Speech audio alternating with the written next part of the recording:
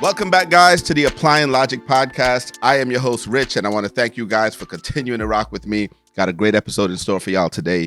Going to be kind of short, but I'm going to get to the points really quickly because, we got a lot of things to discuss. First off, before we go any further, I want to thank you all for continuing to watch, continuing to click like, and continuing to send me your feedback so I know what I'm doing right, what I'm doing wrong, different things that I need to add, and different topics to discuss. So if you like the episodes, if you're enjoying the podcast, please send it to a friend, share, subscribe to the YouTube page, subscribe to the podcast. You can find them on all podcast platforms. So your support is greatly appreciated and it's needed in order for me to continue doing this. With that said, we're going to get right into it. I've done the promo for the DMV parties. I've done the promo for the DMV parties the last couple episodes. So you already know what's going down.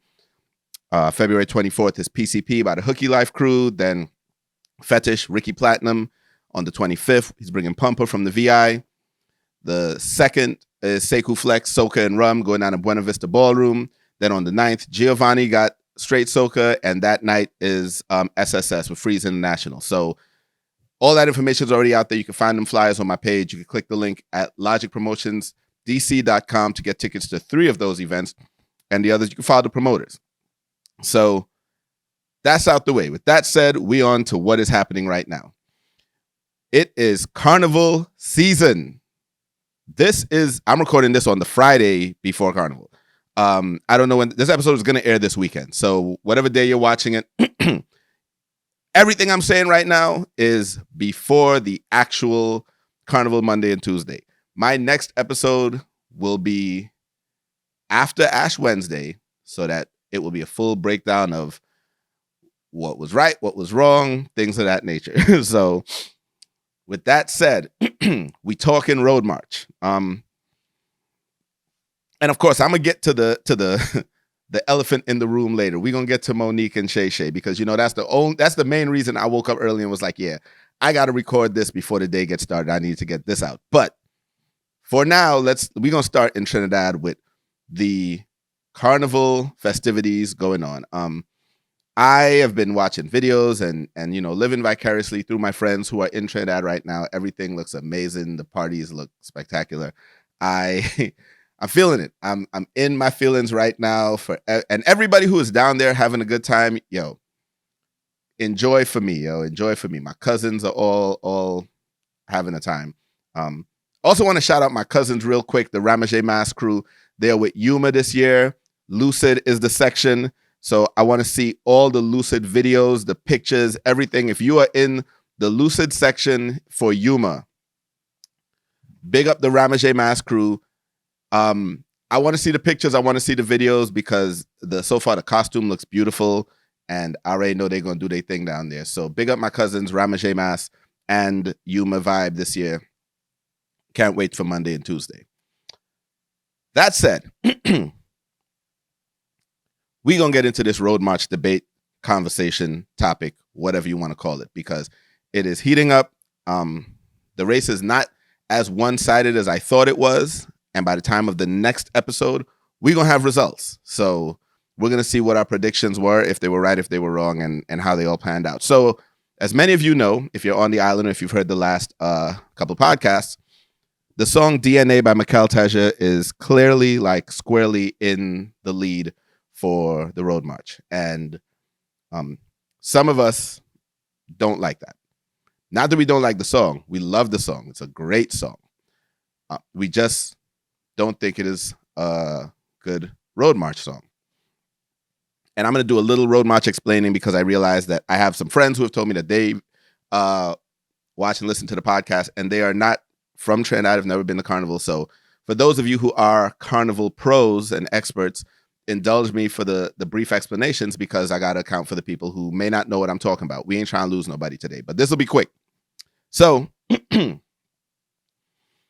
for Carnival, the Road March song basically is the song that it is judged during the parade.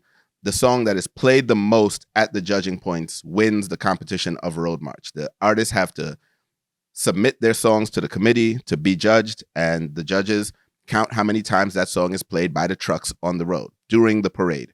But there are specific judging points. The main judging points that people know is the big stage, But there's others. There's like the downtown stage and other places. So they will tell you what song played the most, and that song wins the Road March competition. That is it. It is as simple as that. So it has nothing to do with the performance of the song or any of those things. It is, hey, when you cross that stage or when you cross those judging points, what song are the trucks playing? And right now, a lot of people have been saying, since the song kind of came out, that DNA by Mikhail Taja is their choice for Road March. And I know that a lot of that comes down to people's love of a particular song, that they want it to win something. They want that artist to win something for the year, because there's a cash prize also involved with these competitions. So that was my quick, brief explanation of Road March.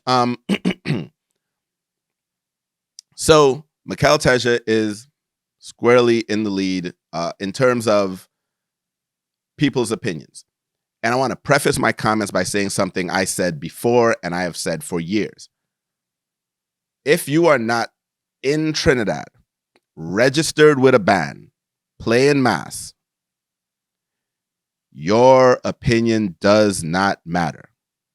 I'm going to say that again and again and again, which means my opinion does not matter at all. I play mass every year, and every year that I play mass, I hate when non-masqueraders chime in on Road March and publicly chime in on Road March, and people who are like here in the States or whatever are giving their opinions so adamantly and get mad when a song that they wanted didn't win or whatever. And I'm like, did you have to cross the stage? Because if you are not going to be the one crossing that stage, shut up. Shut up about being upset. Let me take that back.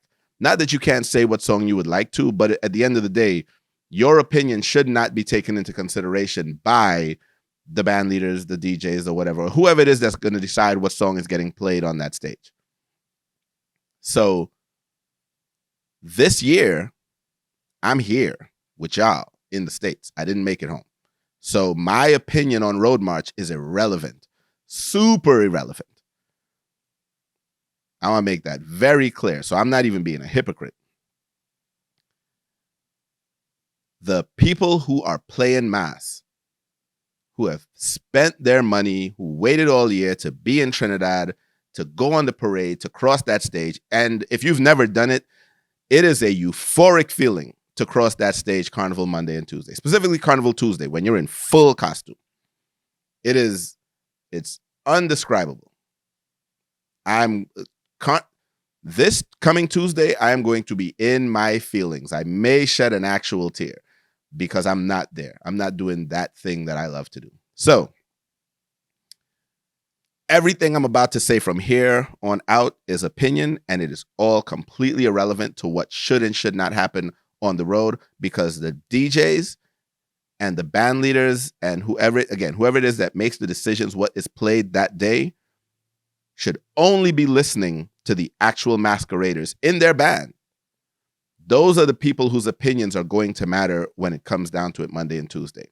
All right, enough of that. I'm off of my disclaimer. I've made it. It's done. I understand people's love of DNA. It's a great song. It's the tourism ministry can use that song to sell Trinidad to the world. Like, it is a beautiful song. It gives you those feelings, those goosebumps, those chills. Your paws does raise, as we say, when you hear that song. It is not a stage song, and that's okay. Every song is not a stage song. When you and it's unfortunate now. Well, it's not unfortunate. The reality now for Trinidad Carnival, the stage songs kind of have a formula to them that has been set. And I remember last year listening to Marshall on a radio show, and he was talking about it. And like, while talking about it, like, one song was playing in the background, and he started over the beat of that song singing his last 4 or 5. Marshall has won a bunch of road marches, so he knows. Singing like his last 4 or 5 songs over this other rhythm, and he's showing you how, yeah, it's kind of a cadence. that has been created where like I can do these other old songs over this beat and it wouldn't miss a beat. And that has been kind of the formula for the stage in Trinidad, whether you like it or not. Now, yes, there are some songs that win that don't necessarily follow that formula. Like for instance, last year, Hard Fet didn't follow that formula and it won. Full Extreme, the year that one, didn't follow that formula. But basically, once you enter the Savannah and you're getting to the stage, there's a point where there's a buildup as you're approaching the stage and you're getting in your section, because when you cross the stage, you cross in your sections. There's the songs have a buildup, like they, for the last, maybe 5 years, somewhere around there, they would start slow. Right before the chorus, they would start to build up. The pace would pick up. That would be like where you're standing right in front of the ropes or right behind the ropes, and the rope man and them waiting to let you go. And then there's the part where in the song where you hear the actual change, where it's like boom, and that's, hey, Lego the people, and you hit the stage. It's a formula. For those of you who don't know that, go back and listen to some of the road marches. Marshall explained it in great detail, and it's 100% true. There are songs that are designed for the stage. The way the song is structured, the slow melodic buildup, and then you pick up the pace right as you're about to hit the chorus, and then the chorus is actually telling you to take the stage. And I'm here to tell you, I love that formula. Some people don't like it. Some people don't care for it. I love that formula because the feeling you get approaching during it when those songs are playing, it's perfect. So, Mikel Teja's song DNA, not only does it not follow that formula, I'm not saying you have to follow that formula to win Road March. You don't, obviously. But his song never picks up and gets that there's no portion of that song that I feel myself on a stage with when I'm listening to it. Like, it's all very slow, very melodic, beautiful song. Love it. It just doesn't have the energy for me for the stage. And so this week, there's been a lot of buzz around Bungie Garland Carnival contract, because while I didn't particularly love that song when it first dropped, I'm going to say it has grown on me tremendously. And now I can see that. I can hear it. I can feel it as I'm listening to the song, like in mixes or whatever, as I'm driving.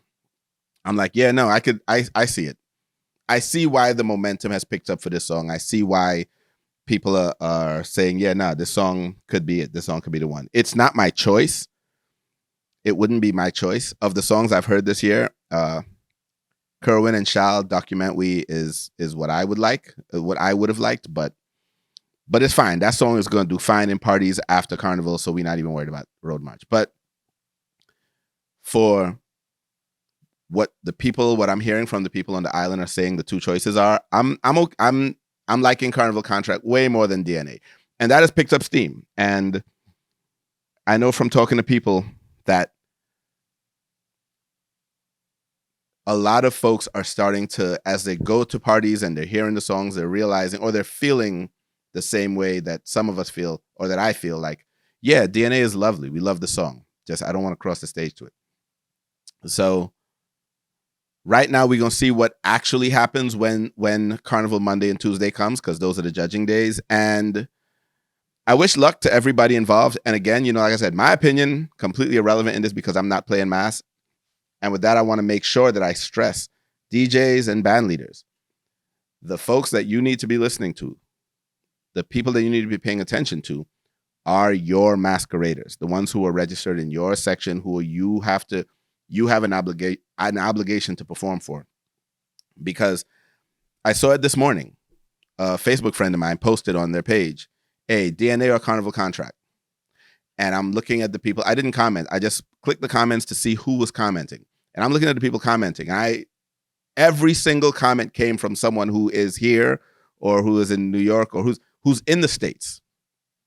Not one of the commenters is in Trinidad for Carnival, at least as of the time that I saw the comments. And while that's good and it's cool to be able to like voice your opinion on social media or on a podcast or on whatever platform you have, this is one of those times where our opinions are irrelevant. Like the only opinions that matters are the people who have to cross the stage. And from what I'm seeing from those people, a lot of them are saying that, and let me be clear, from what I'm seeing, I don't have a holistic picture of it. From what I'm seeing, a lot of people who are, yes, I am playing mass, I'm here, I don't want to cross the stage to this song, as much as I love this song in general. So that's the latest on the Road March update. My prediction is going to be a 2-horse race. It's going to be 1 and 2, Carnival, Contract, and DNA in whichever order. I don't know which one is going to win because, like last year, and I'm going to be off of this soon, but like last year, Hard Fet and Come Home were the 2 front runners for Road March. And the margin of victory was tiny. Like Hard Fet won. Hard Fet was the Road March for 2023, no question. But when they broke down how many plays it had above Come Home, it was very, very little. I think it was like 40-something plays in total over the course of 2 days over the island at different judging points. So for context, a lot of the times when the Road March winner wins, it's a blowout. It's one song was played and no other song was even close. But this was one where the 2 top songs were very close. And for reference, my Carnival experience benefited from it because I actually got to cross the stage to both songs. Like they played Come Home at the entry point because that song had the better entry point on the stage. It had the better build up. It had the better setup for the stage. And then once we came through the ropes and hit the stage and we're there and we had our minute to like actually party on the stage, then they switched to Hard Fet and it was the perfect marriage of 2 songs, the right band, the right DJs, the right setup, everything hit just perfectly for me last year. I don't know what it's going to feel like this year because I don't know that these, if they're determined to give DNA some plays, I don't know how that's going to I don't know what that's going to look like or what that's going to feel like on the stage because the song is very slow. It is what we consider a groovy song for all intents and purposes, a very slow track. So we'll see. This brings me to the importance of maintaining certain things within the Carnival. And that thing I'm talking about right now is the Soca Monarch competition.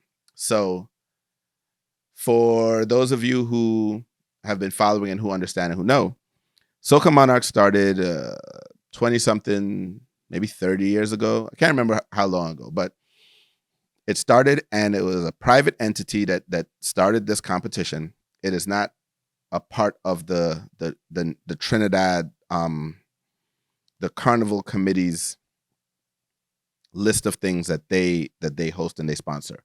But it is an important part of the culture because soca music originated from calypso. Calypso was the beginning, calypso and kaiso, and then soca music, the soul of calypso is what they called it, where you get soca from.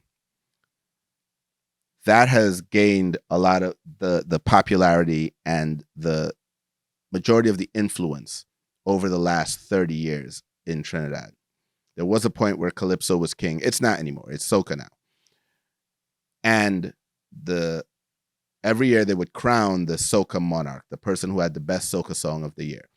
Oftentimes, the Soca Monarch would also win Road March, but not always, because at first they had the category separated. I mean, they used to just have Soca Monarch. Then they separated the categories to power and groovy because the power songs were the songs that had more of the energy, the higher BPMs, the faster songs. And then the groovy were the more melodic songs.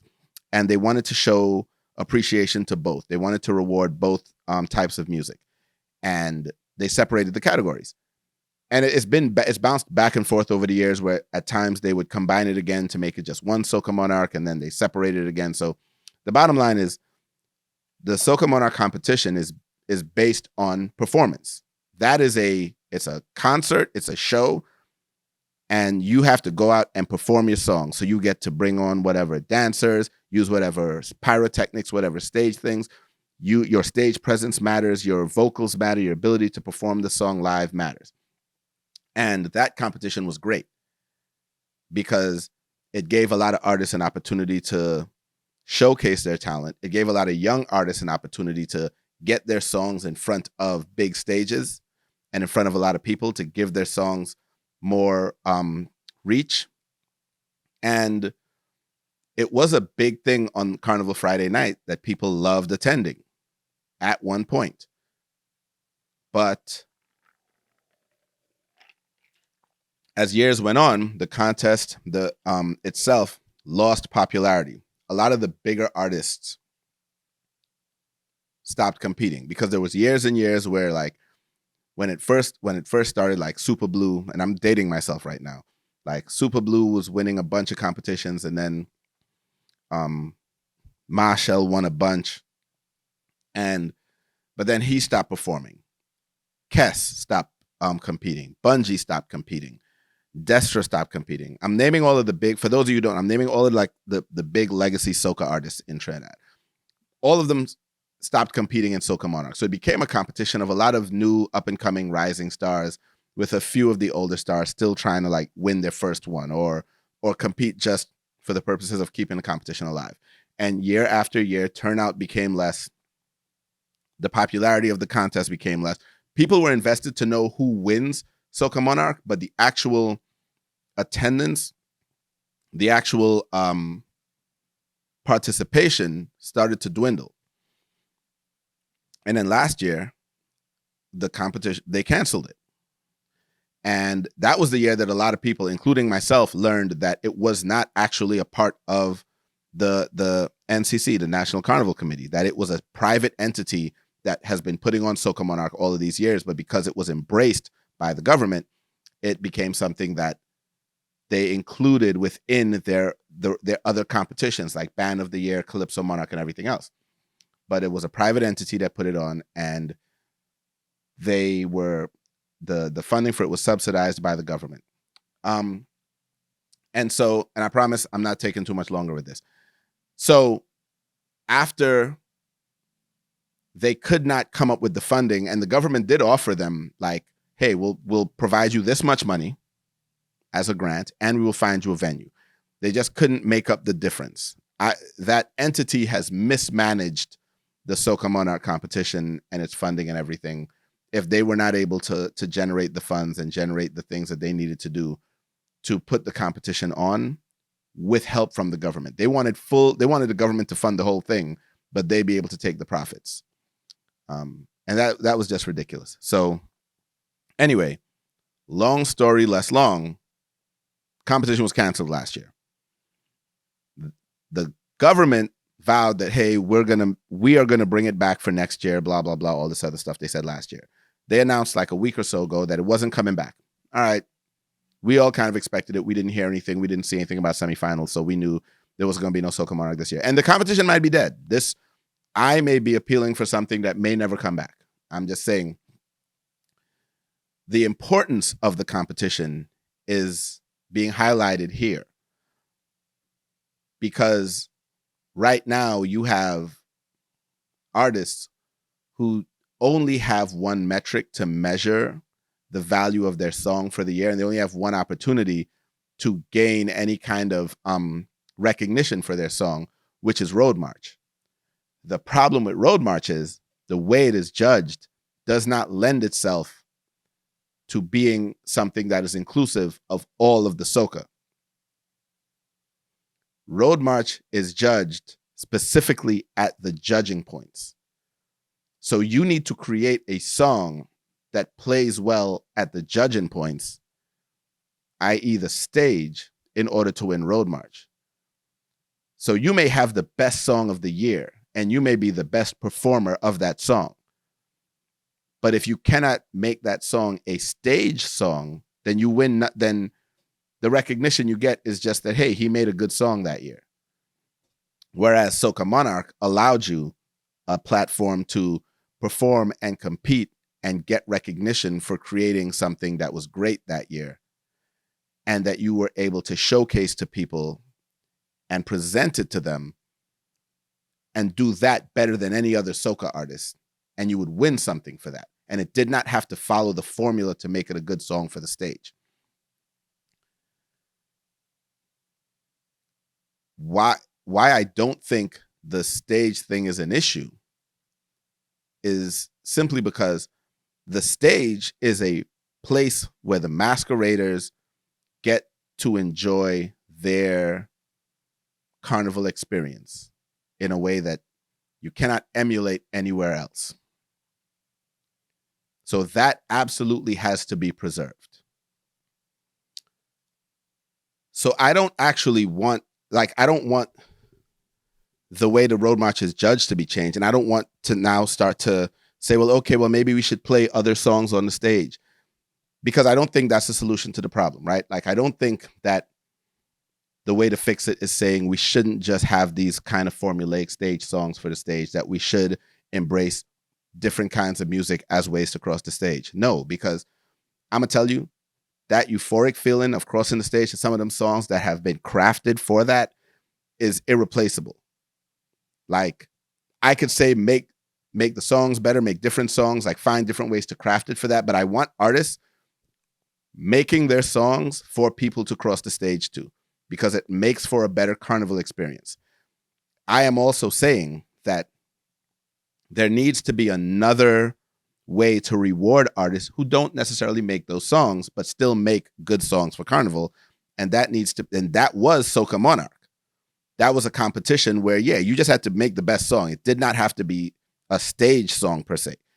So I think those two things need to exist. That marriage needs to happen between, we'll have a Soca Monarch and we'll have a road march. And you could win both, because you can put out multiple songs. You as an artist could put out two, or you could put out one song that's so phenomenal that it wins both. And that has happened several times.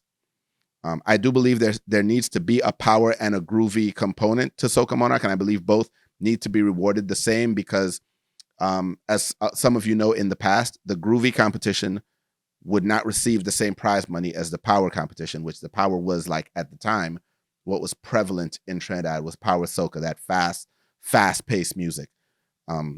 But then in years, the gap has bridged. From 2012 up, the gap started to bridge, where groovy music started to take over. And now I feel there's a good blend and marriage of both of those things, where you get some more melodic power soca, and it's great.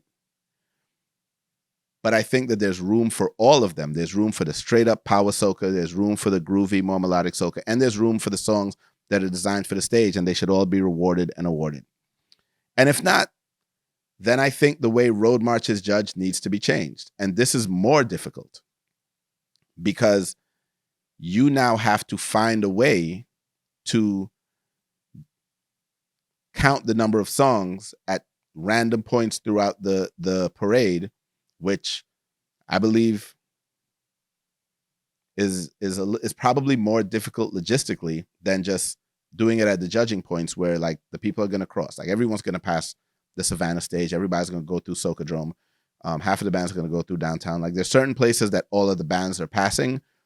And so you can kind of say, okay, we'll count the songs when they're played here. So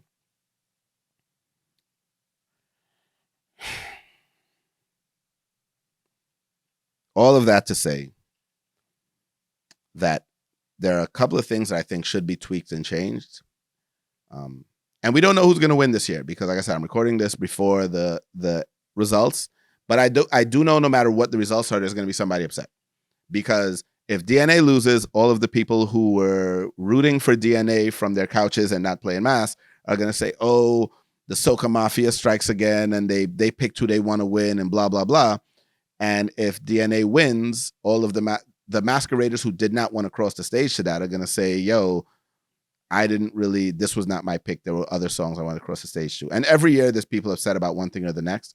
But I think this is one of those years where the best song of the year is not necessarily the best stage song. And that is going to create potential problems if if the people, no matter who wins, whether it wins or not, someone is going to complain. So we'll see. We'll be back on Wednesday with we'll be back whenever the results are out. I know the results typically come out Ash Wednesday, and after they drop will be the next episode, and we're gonna discuss what won, what didn't win. And in fact, big up the homie Dre in Trinidad. Y'all know DJ Hazard. He's gonna be doing this thing with Tribe this Monday and Tuesday, and he's out there. He was just at Soca Starter. He's out there having a time, party after party, and we're gonna have a Guys Unpacked episode for those of you that are familiar with the podcast, or who, if you aren't, I have another podcast I do with DJ Hazard, Dre, called The Guys Unpacked.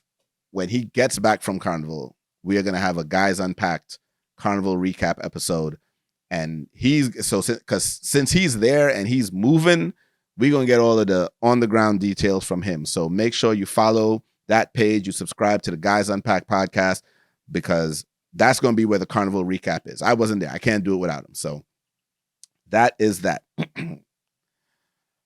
All right. We did it. We did the Carnival thing. We're going to talk about Monique's interview on Club Shay Shay now. And let me tell you, Shannon Sharpe, he's doing his thing this year. He's definitely knocking it out the park with the Club Shay Shay.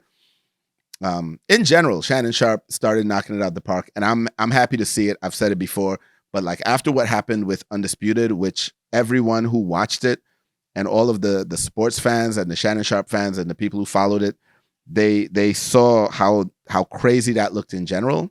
And I'm going to tell you, I'm glad to see that did not derail Shannon Sharpe's ascension. Like, that was a small thing, a little hurdle, a little stumble.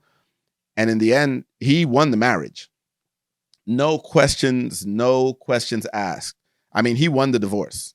I'm sorry. Yeah, he won that divorce. That Shannon and Skip divorce, he came out on top. In fact, it's funny and ironic. So Skip brought Stephen A onto First Take. Stephen A talks about it all the time.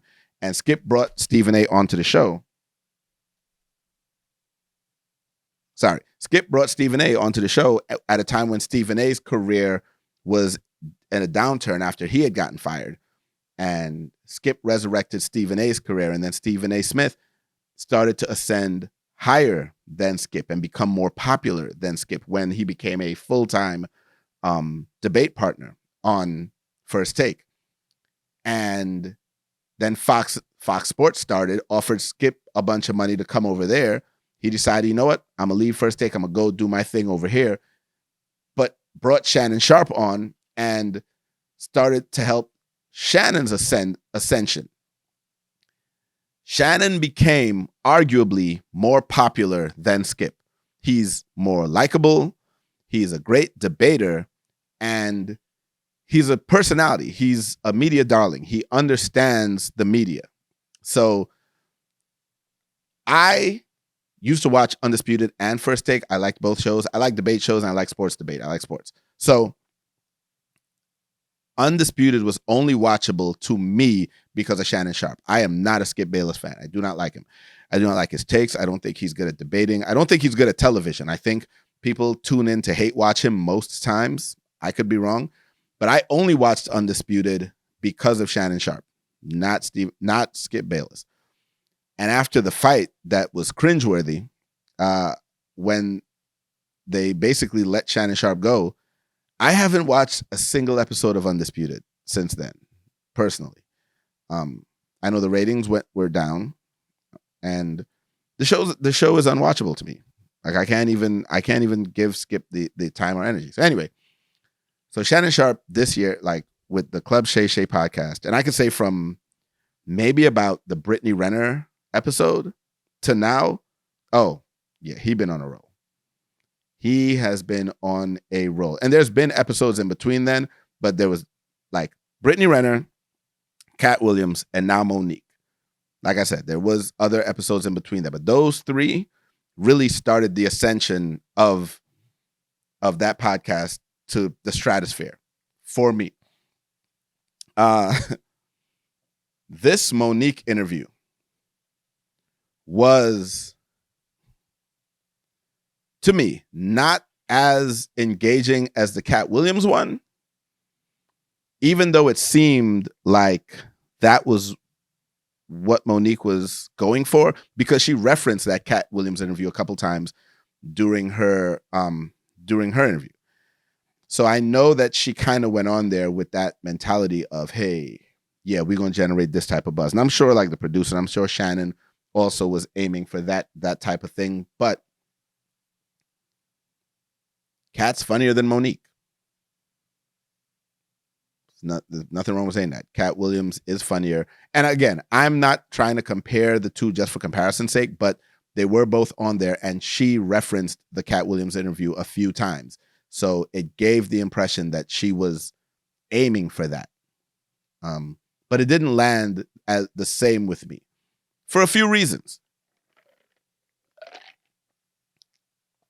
One, I don't think Monique is as funny as Cat.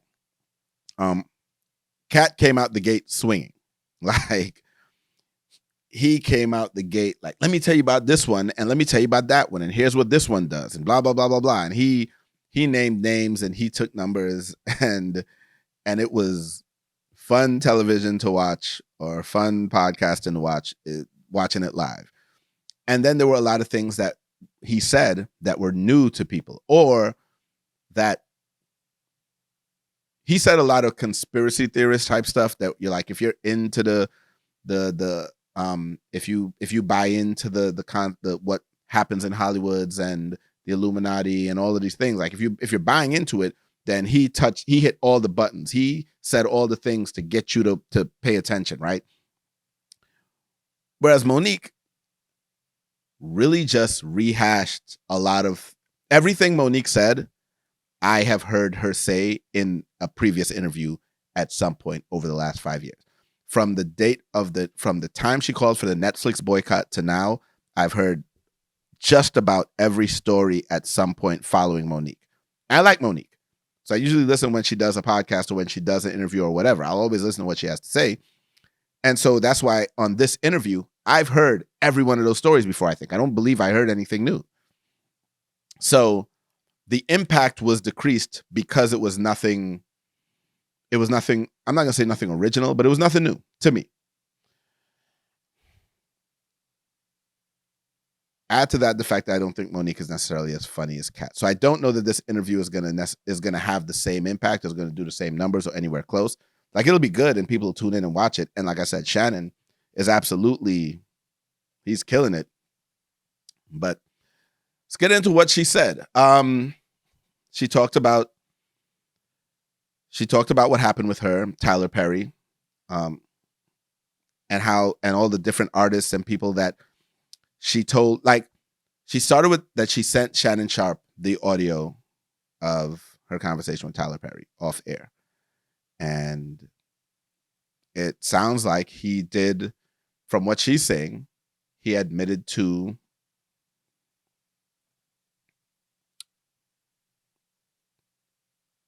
impacting her career negatively. Now, we didn't get to hear the audio, so I don't want to paraphrase, because I heard what she said, but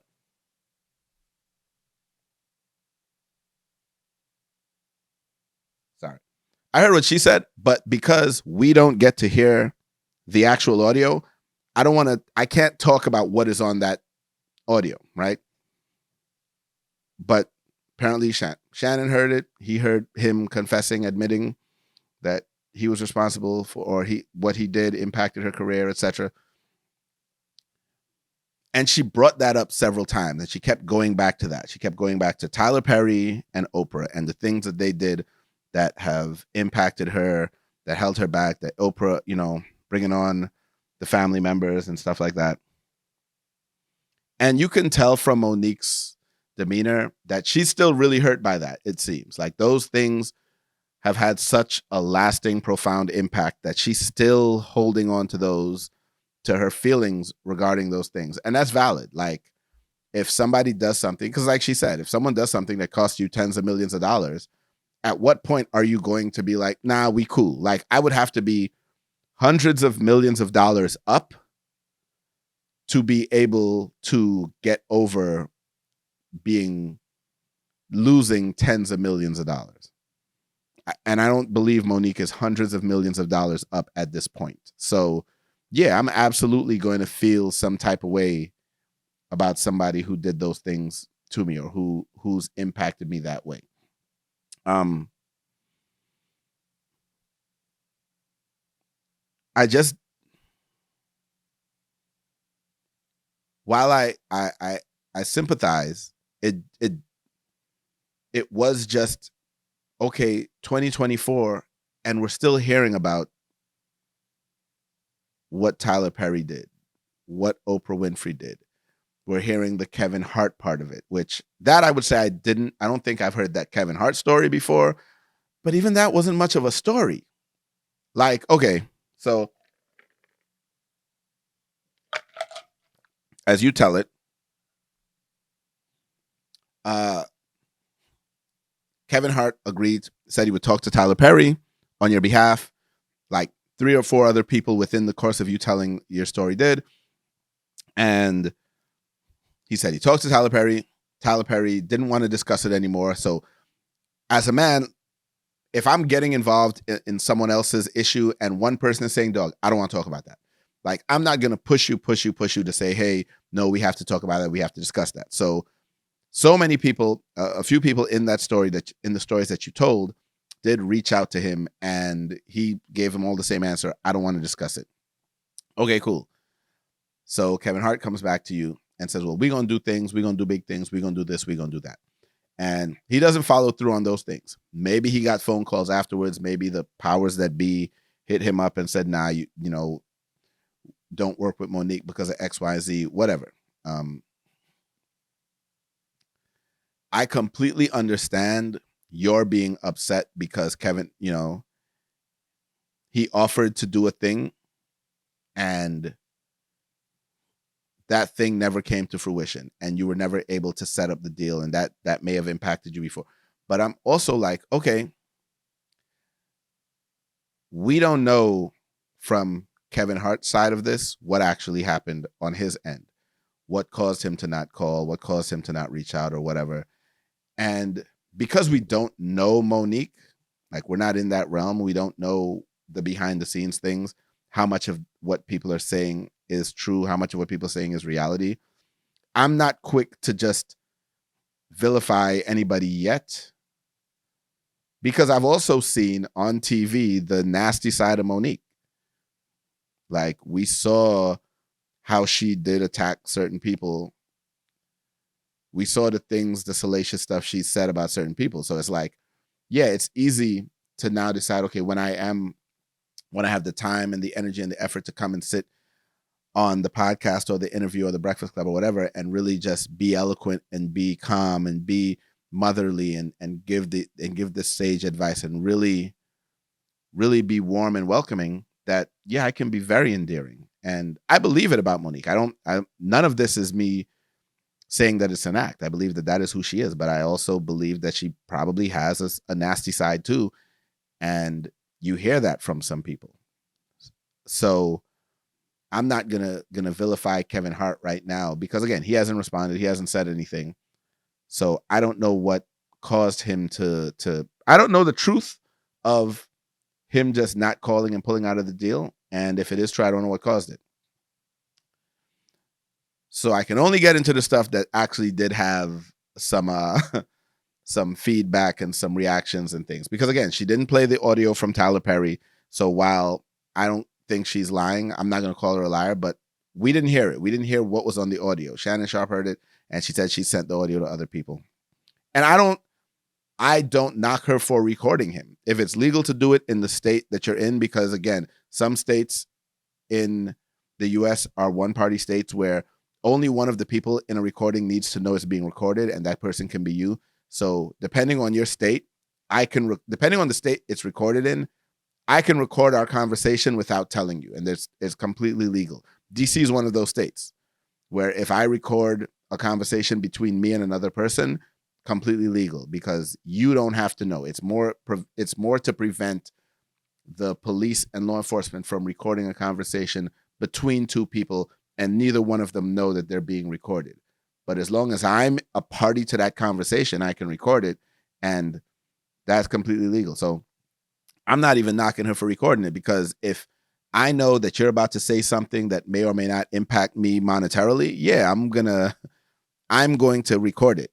However, if I know I'm right in the thing, and I'm gonna go on a podcast, a interview tour, a publicity tour, saying what was said, I'm gonna lead with press play,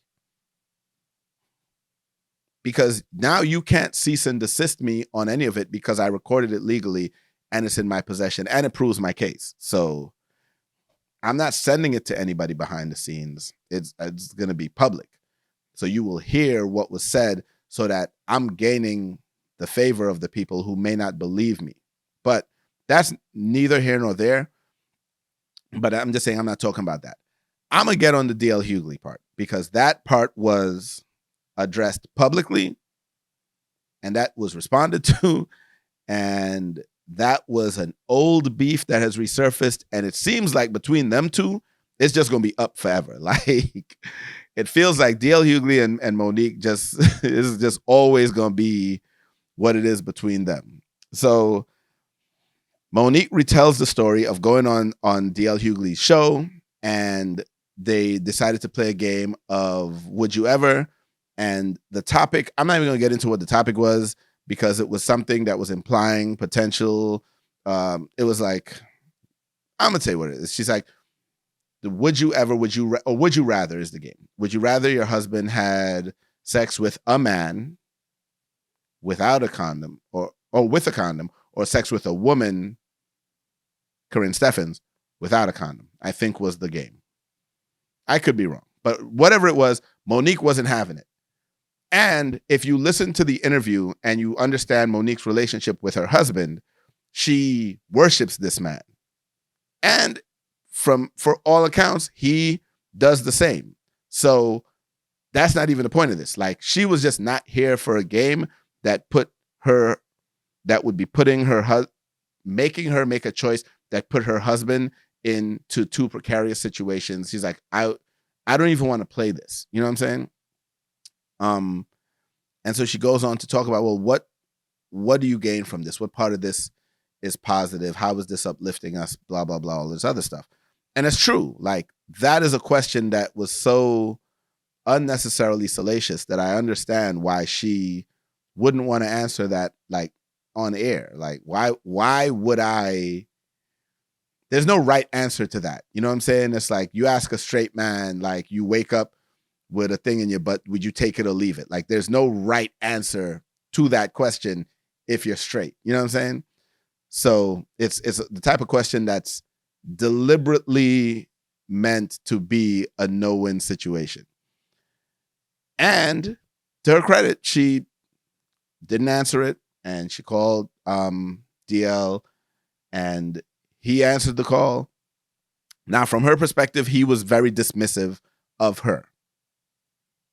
Like, saying, no, it's something we do. It's a game we play. I've never listened to DL's radio show, so I don't know. But if it is something that they always do, then it is just a part of the run of their show. She felt like he was being dismissive by saying that. Maybe the way he said it was. Maybe his tone was. I don't know. But I do know both of them admitted the segment never aired. So we only know about this segment because Monique brought it to light. That's important, because if I'm accusing someone of being dismissive of my feelings, if I'm accusing someone of doing something while they weren't there, so remember, it was his co-host, Jasmine, that actually did the question. DL didn't do it. So if I'm accusing you of something and I'm bringing something to light that you did that was offensive to me, that I didn't like, etc., and at the end of the day, I'm saying, oh, but yeah, when I told you that I was uncomfortable with it and didn't like it, and you pulled it from your show and didn't air it, then the only reason people know about it is because I'm talking about it. So I can't hold that against you. Like, I can't side with Monique on that particular thing, because I feel like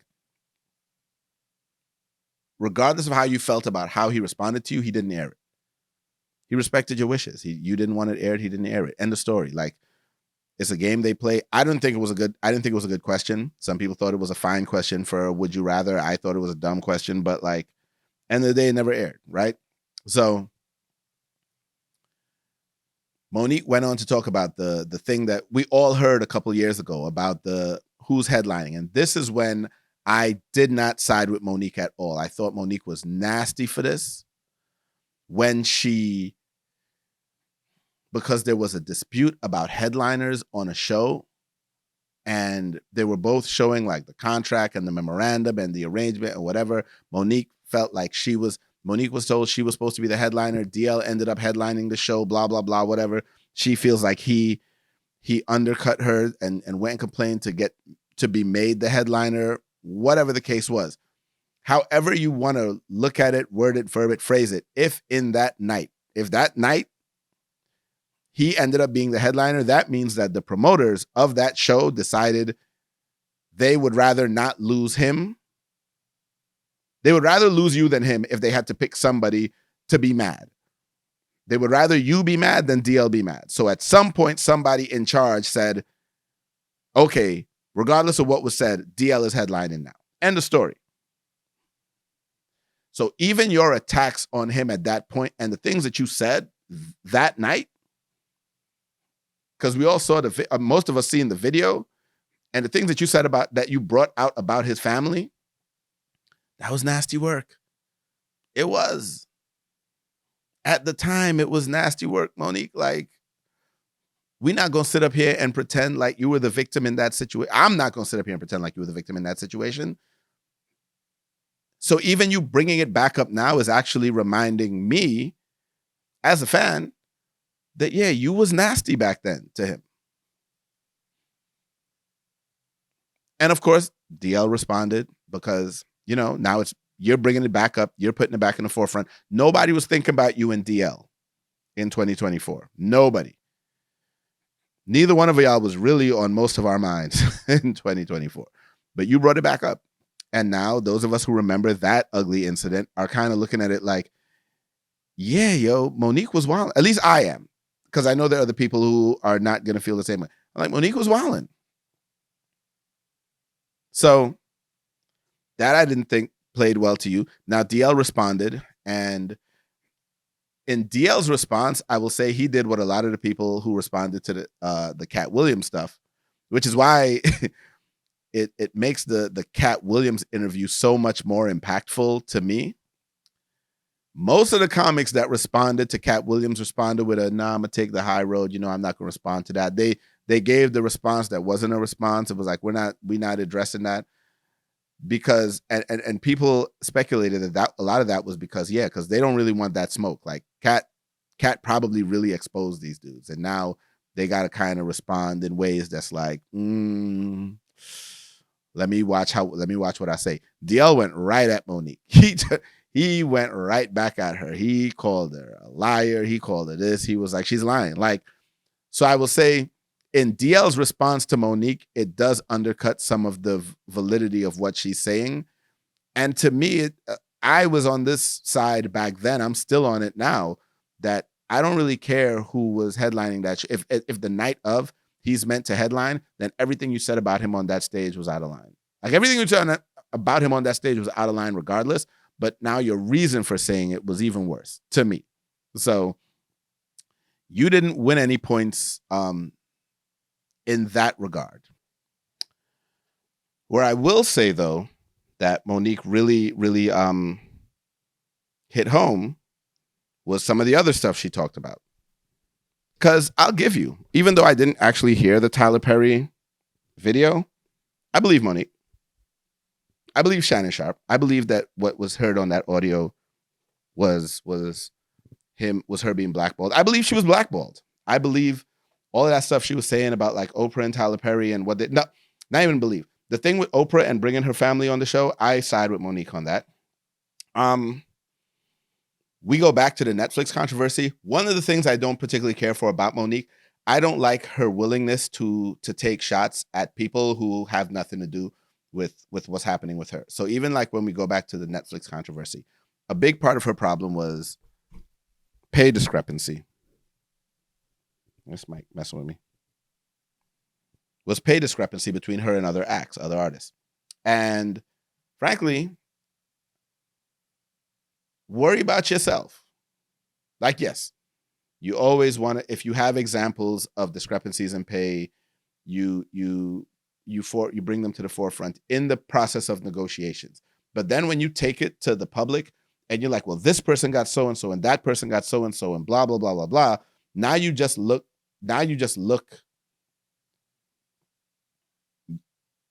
You're comparing them and you're trying to diminish their accomplishments to highlight your own.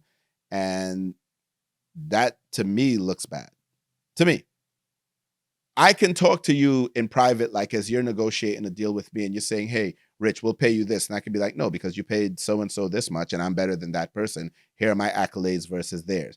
But if you don't agree with that, fine, and you're not going to pay me that, fine. But then when I go on public and I start talking about my situation on these public platforms, I'm not going to name names of other artists, actors, celebrities who have put in their work, paid their dues, did their thing, and accomplished what they've accomplished. And for whatever reason, whether you want to call it male privilege, white privilege, whatever, they are getting something more than me, but they never stepped on me to get those things. So like her talking about Amy Schumer back during the Netflix days, or talking about Dave Chappelle and Chris Rock back in those days, or talking about Melissa McCarthy now, sitting at home minding her business, to my knowledge, has never said a word about Monique, saying, oh, if I was, because she constantly called herself a fat black woman, which was kind of funny to me, but it got old after like the first or second time she did it. But like talking about, oh, if I was white, my name would be Melissa McCarthy.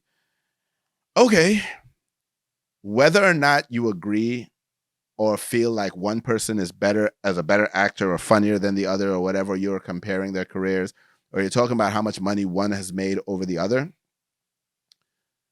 that's not Melissa McCarthy's fault. I don't know of a time, or I haven't heard any stories of Melissa McCarthy saying, yo, you better pay me more than Monique, or you better give me more than Monique, or you better elevate me higher than Monique. So it's like, we talk about like when we in the regular world make these comparisons and we quote unquote pit people against each other. And we talk about how we shouldn't be pitting these people against each other. We shouldn't be making these comparisons. Everybody can shine, blah, blah, blah, blah, blah.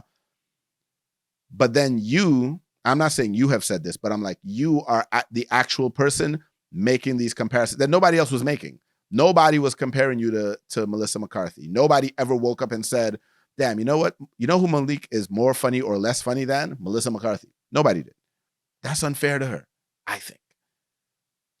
I don't even, like, you can make your point without trying to bring other people down in the process.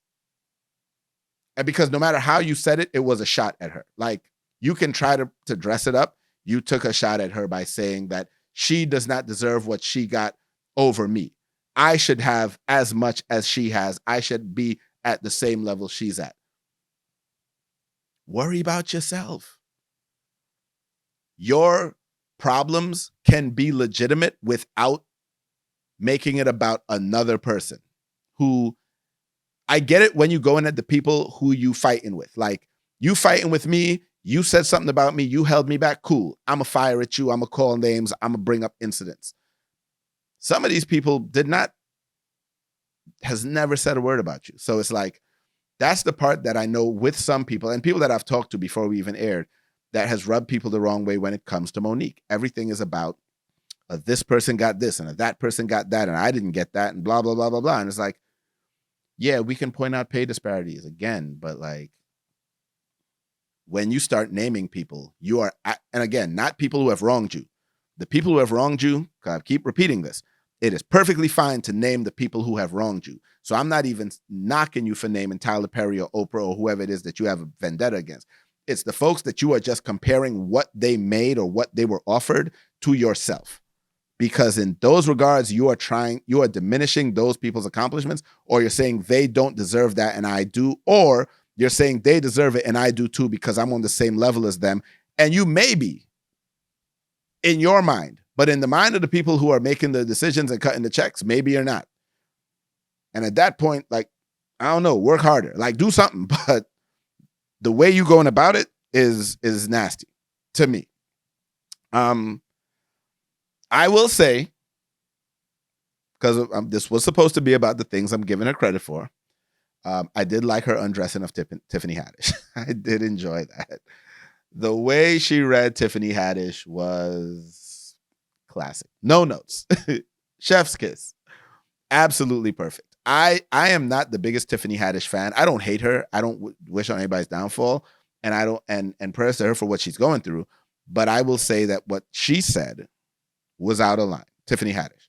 So Monique's response was, here, hold this 3-piece and go sit down somewhere with that. So I had no problem with what she said about Tiffany Haddish. Well, like, maybe if you had a, so yeah, we ain't mad. I'm not mad at Monique for that at all. I will say, because as we're on the topic of just the responses, because I talked about DL's response, I did like Charlamagne's response to her on The Breakfast Club. I do like that and I didn't think he needed to, personally. He apologized for what he said about her when he made her Donkey of the Day, back when she was calling for the Netflix boycott because of everything. Now, I don't think she went about the Netflix boycott thing the requesting the Netflix boycott the right way, because I'm like, you are asking people to boycott Netflix because they didn't offer you what you thought you were worth for your show. And I'm like, why would I Netflix boycott because they don't offer you enough for a comedy special? I'm not looking for a Monique comedy special. I said this at the time. I was like, I don't need a Monique comedy special right now. So I'm not gonna. And Netflix was killing it back then. Like, Netflix had shows back then. So I was like, ain't no way I'm boycotting Netflix for what? They could keep the Monique comedy special. So, you know what I'm saying? The way you went about that was nuts to me. And so Charlamagne and them, who are in the media, they're in the content space before the content space even really existed in its current form. And they reported on something that they thought was worth reporting on and funny. And their thing was funny, and having people call in was funny. I thought the whole bit was funny I went back and rewatched it. Like, it was all funny. So I didn't think he needed to apologize for that, because at the end of the day, when you make yourself a public figure, you open yourself up to public scrutiny. My problem with Monique at that point was when she went on The Breakfast Club, she appealed to their morality as people. And I get that. And that's all well and good. And I do appreciate them for accepting that and owning that and deciding to apologize. But if I'm being honest with you, I didn't think they needed to, because you're an entertainer. You can't try to rehumanize you. Like, not saying you're not human, but like, when I critique you on an entertainment level for something you do entertainment wise, and you're bringing it about, well, if your mother did this or if your grandmother did this, would you just like, no, that's different. They're not public figures. If you want privacy, get out of entertainment. If you want your things that you do because you did it publicly, you went on your live that you know millions of people are watching, and you made this appeal publicly. So if I critique your appeal publicly, don't bring my mother into that. Don't compare it to my mother making a struggle, because my mother's a completely private citizen. So whatever she does, she's not doing it for likes and attention and clicks. And this is a problem with some of you celebrities, that you want the adulation publicly, but when you are criticized publicly, now you're appealing to our humanity. No, you don't get to do both. If I can applaud you for your good publicly, I can criticize you for your bad just as publicly. I don't have to now bite my tongue and be like, well, you know, she's only no. So I didn't think they needed to apologize, which is why I applaud them for doing it. Because again, I thought it was unnecessary, but it wasn't, he didn't do it as a joke. He didn't do it in a funny way. He genuinely apologized. And I thought it was super classy of Charlamagne and The Breakfast Club to take that approach, seeing what Monique was trying to highlight, what she's gone through, what she's been through, what she's doing. So I don't want anybody to misconstrue the way I feel about the topic itself for how I feel about them apologizing for something. Because if you believe you wronged someone, take ownership of that. Whether I feel like you should have or not, You believe you wronged someone, take ownership, apologize. So that was dope. That was good and classy to see. And um, that said, it was a good interview. My concern, I don't want Club Shay Shay to start to become the messy place. You know, the place where everybody goes to air their dirty laundry, the place where these artists and celebrities are starting to say, you know what, let's go really air this out here. Because I did see a few, I saw what DL said about the Wendy Williams comparison. I did see a couple other memes and people say, and I even kind of thought it, I was like, damn, is Club Shay Shay about to become the messy podcast where like it's where all of the drama unfolds? And while that's great for ratings, reputation wise, you start to wonder, well, what will that do? And I can't predict this because I know that does bring eyeballs. Like that Cat Williams interview, knocked that out the park. Despite the fact that he's not really even doing much interviewing, he is literally just letting these people talk, and he's offering little to no pushback, which is my only critique. I would like to see, and I know this is just a personal thing because I know this is not his style. He is giving them an open space to talk, and he is very supportive of what they're saying.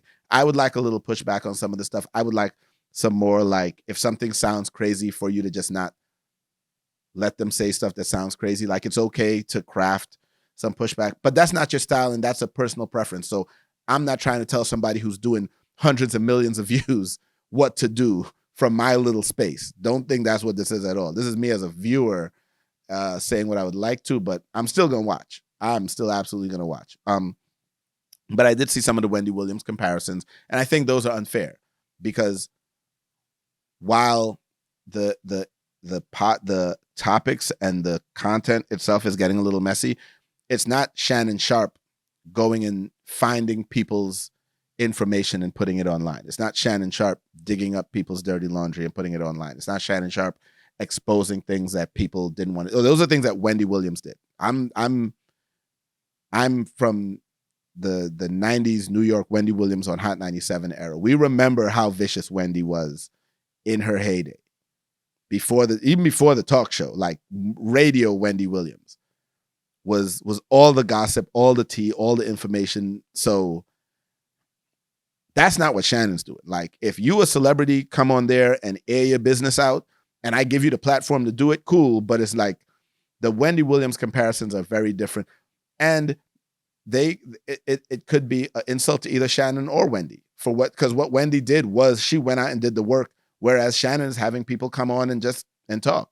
So I think that that's unfair. But I also would hope that Club Shay Shay doesn't turn into just this monthly airing of grievances where someone just comes on there and talks. Because it's like Usher just did an interview on there and it's not getting the same level of traction, you know, because it wasn't salacious. It did not have the tea in it. It didn't have all of these juicy bits. And I'm hoping that doesn't become what Club Shay Shay is known for. But the flip side of that, if it's working and it's making him money and it's bringing him success, then have at it, you know? Continue to do your thing, Shannon. So that is it with my take on Monique and the Monique interview, and, you know, wrap up a couple of these other things before I get up out of here. Monique did talk about the Shaq comment, and I've wanted to talk about that for the last week or so, but I just haven't had a chance to. And quite frankly, and I'm gonna make this brief, Shaq has been in the media forever. Even while he was playing basketball. Okay, me backtrack. Shaq said on his podcast that when asked, and I didn't watch the whole podcast, I only watched this clip, so I didn't get any of the pre or post context.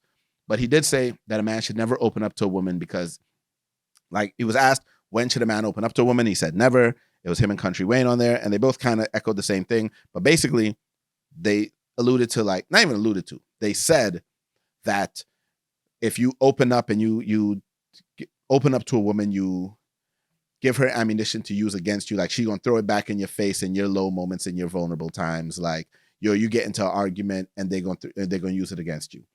And it's been trending on social media. I remember when I first saw it, I was like, damn, I'm gonna talk about this next week, and I didn't get a chance to. And Monique talked about it. So my really quick take on this. Shaq has been in the media ever since, even while he was playing basketball. If you remember Shaq, was in movies, had video games, commercials. Shaq has been a media darling his entire career. So let's be clear. Shaquille O'Neal knows this game inside and out better than most of us. So he has a podcast, and a lot of the podcast space, a lot of the content, internet space right now is that viral clip. Saying that thing that you know people are going to latch onto. And a lot of the latching on isn't positive. You know that the negative gets traction way quicker than the positive. So, not saying that he deliberately said this, but he knew the impact of what he was about to say. He knew how it was going to be taken. He knew how it was going to be read. He knew that there were going to be overly masculine, manly men who were going to say, yeah, that's right. You can't tell nobody nothing. He knew the women were going to be like, oh, so who y'all going to open up to? He knew what the reaction was going to be. I don't for 1 second believe Shaq said this and didn't understand it. And that's why the clip came out as a single clip. So I don't know if I believe that Shaq believes this. Because if y'all know me, you know I believe everything that's on social media is fake. Everything that's said is for a reaction. Everything that's said is staged. So I don't know for a fact that Shaq believes this. But let's say he does. Let's, for the sake of argument in this discussion, say that Shaq truly feels this way. I don't agree with him. I do not for 1 second think that we as men cannot open up to anybody. I think when you live that life, you are setting yourself up for failure you're setting yourself up for long-term relationship failure. When you hold everything in, you never allow yourself to be vulnerable. You do start to harbor feelings of resentment for certain things. You do start to develop stress. You do start to take on the burdens of life, and you have no outlet to vent. You have nobody that you can say, this is on my mind. This is on my heart. This is bothering me. This is a problem for me. But those things still exist. So if they still exist and you're not properly dealing with it, you're not properly processing it, that creates problems long term. That causes you to have unresolved issues and unresolved stresses. So yes, you absolutely do need to be able to open up and be vulnerable with someone. And it is about finding the right person and finding someone that you trust to be vulnerable with, beyond just like a therapist. Because here's the thing, if that is not the person that you are with, your long-term girlfriend, your spouse, or whatever, then they don't know the things that they need to do to be a better partner to you. They don't know the things that they may be doing that may be also causing that unnecessary stress. If you're not telling someone, these are things like, this was a past trauma I had. These are some things that have bothered me. These are things I can't get over. These are problems for me internally. Then that person may start unconsciously doing those things and becoming a bigger burden or becoming a problem. And then the relationship won't work. So I don't agree with what Shaq said.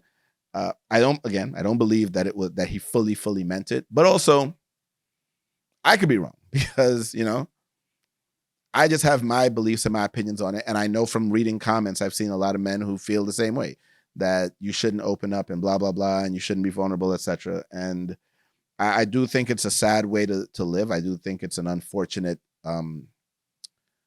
mentality to have.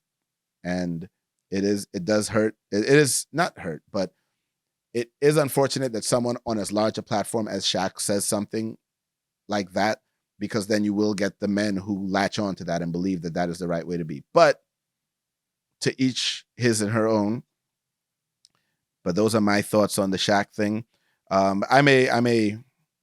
want to start by saying, I want to end by saying, and don't take my opinion on this as any expert opinion, because quite frankly, I haven't figured this relationship thing out either. I still fail and I try my best. And sometimes I don't try my best. Sometimes I do things that I know are dumb. And so I may not be the best source of information on this. And maybe Shaq is. Maybe he's got it figured out. Either way, those are my thoughts on the Shaq comments. I want to get that out the way. And with that, we are at the end. I'm getting ready to head out, get my day started. So I want to thank you all for tuning in, logging in, rocking with me today on this another episode of the Applying Logic podcast. Don't forget, make sure you subscribe to the YouTube page. Make sure you like the video. Make sure you share it, send it to some friends, have your little viewing parties, do whatever. Help me build and continue to expand and grow by sharing the information and getting me some more views and follows, because that's the easiest, quickest, least expensive way to continue to support what I do here. But I appreciate those of you who have. I appreciate everybody who's reached out to me. Shout out to everybody in Trinidad right now, enjoying yourselves. Like I said, the next episode, if you've made it this far, the next episode is going to be after Trinidad Carnival. And until then, I hope you all stay safe, be blessed, have a good time. Any comments you want, any topics you want me to talk about, feel free, hit me up. Y'all got all, if you have my line to hit me directly, do so. If not, you can always DM at any of the sources that you're listening to this on. You can hit the comments, whatever it is y'all want me to talk about, let me know, and I will try to get it on here. But we will be back next week with a brand new episode. And like I said, shout out to everybody who's listening, and we are out.